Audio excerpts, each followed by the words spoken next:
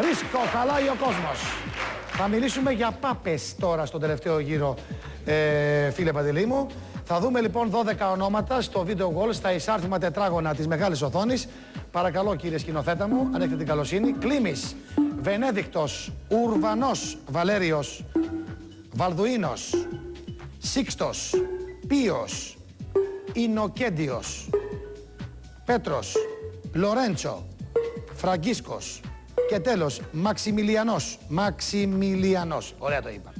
Λοιπόν, τα 6 από αυτά τα ονόματα ανήκαν σε πάπες της Ρώμης.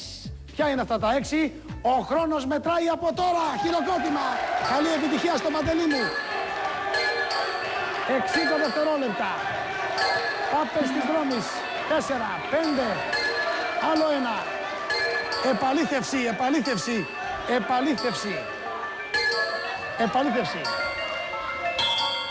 4 επιτυχίες. Πολύ καλό ξεκίνημα. 39 δευτερόλεπτα. Μπράβο. Επαλήθευση. 5. Πάμε για άλλο αυτοκίνητο στην εκπομπή μας.